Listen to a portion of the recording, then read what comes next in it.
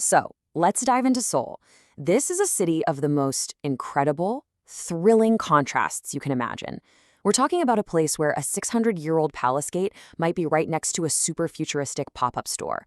It's where ancient, quiet philosophy lives on the same street as the loud, vibrant energy of K-culture. So, how do you even begin to explore a city with two such powerful, different souls? Well, let's figure it out. Okay, to really get Seoul's historic heart, you have to start with this one core idea. See, unlike the rigid, grid-like cities you might be used to, traditional Korean architecture wasn't about conquering nature. Not at all. It was about harmonizing with it. The hills, the streams, the natural curves of the earth, these weren't obstacles to be flattened out. They were guides to be followed. And that right there, that's the secret key to unlocking the beauty of Old Seoul. And this right here just lays it all out perfectly. On one side, you've got the legacy of the Joseon dynasty. These massive, beautiful palaces, cozy little alleys built on old waterways, and fortress walls that literally trace the mountain ridges. And then, on the other side, you have the Seoul of right now, a global hub for the trendiest brands, retail experiences that will blow your mind, and of course, the unstoppable force of K-culture.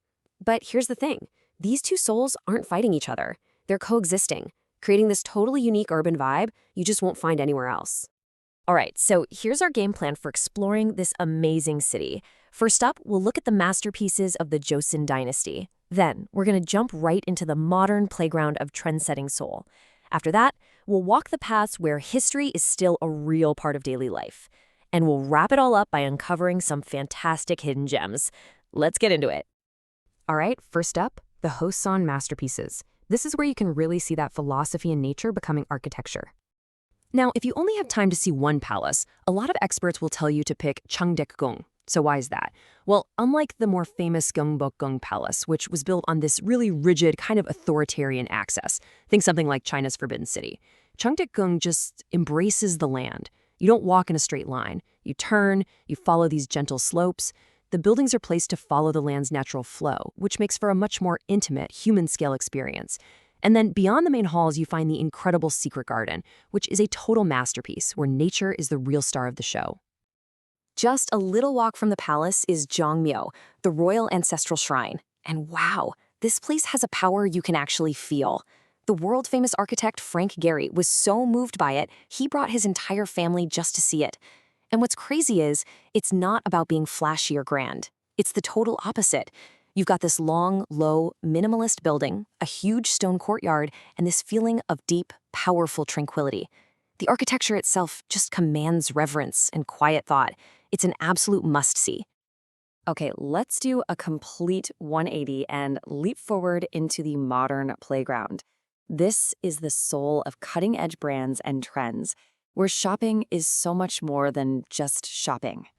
So think about this for a second. What if a department store felt more like a park? That's pretty much the question that the Hyundai Seoul decided to answer. It just completely flips the script on what a retail space is supposed to be. Forget those windowless boxes designed to trap you inside. This place actually invites the outside world in.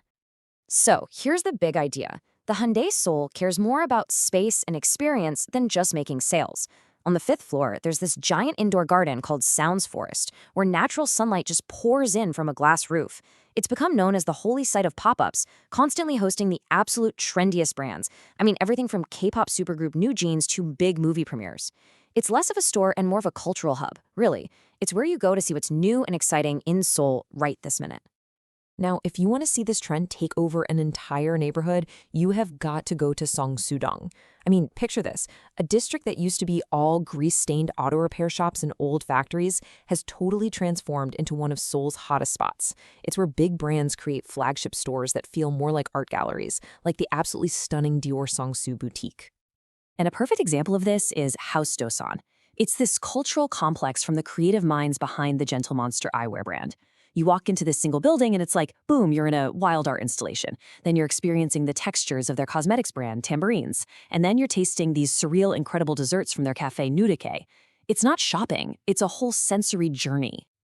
Okay, let's take a deep breath and leave those sleek showrooms behind.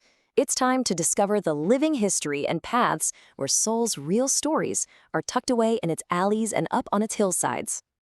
Just west of Gyeongbokgung Palace, you'll find Seocheon, which means West Village. And this is not some fake, rebuilt tourist trap, This is a real, living, breathing neighborhood with this incredibly deep, layered history. This is where King Sejong the Great, the inventor of the Korean alphabet, was born. It's where famous artists and poets have lived for centuries. The real magic here is just getting lost in its narrow, winding alleys, which have pretty much stayed the same for ages, giving you this real, tangible connection to the past. Now, tucked away on the slopes of Inwangsan Mountain, right above Socheon, is a true hidden gem, Susang Valley. As you start walking up, the noise of the city just fades away and gets replaced by the sound of flowing water.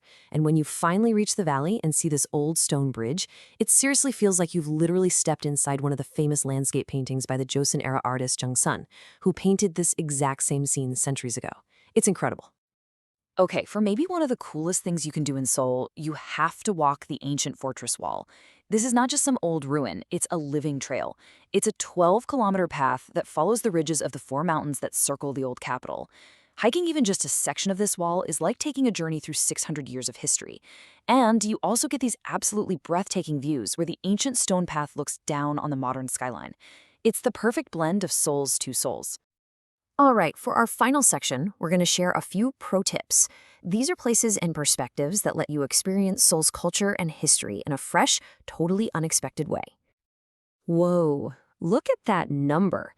Plus 70%. That's the year-over-year increase in visitors to the National Museum of Korea. That is a massive jump. So what's going on here?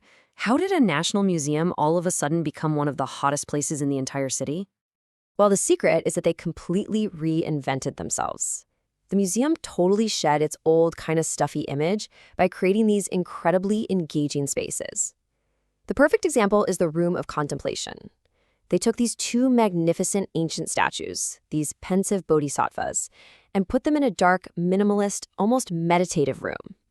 It feels more like a modern art installation than a typical museum display, and it is totally captivating younger audiences, making history feel immediate and personal. Okay, here's a real pro tip for you. Deoksugung Palace is pretty unique because it mixes traditional Korean buildings with these Western-style neoclassical ones. But what if I told you that the single best view of the entire palace complex is completely free and it's hidden in plain sight? You just need to walk into the nearby Seoul City Hall Seosomin building, hop in the elevator to the 13th floor, and step into the Jungdong Observatory. There's a little cafe up there, and the view is just stunning. You can see the entire layout of Deoksugung Palace spread out right below you, with the modern city skyline rising up behind it. It's like the whole story of Seoul, right there in one single view. So from a quiet, ancient shrine to a department store that's basically a forest, from old trails to secret viewpoints, Seoul is always asking you to look a little deeper. This is a city where the past isn't just something you remember, it's literally woven into the fabric of the future. So the only real question left is, which Seoul are you gonna go find?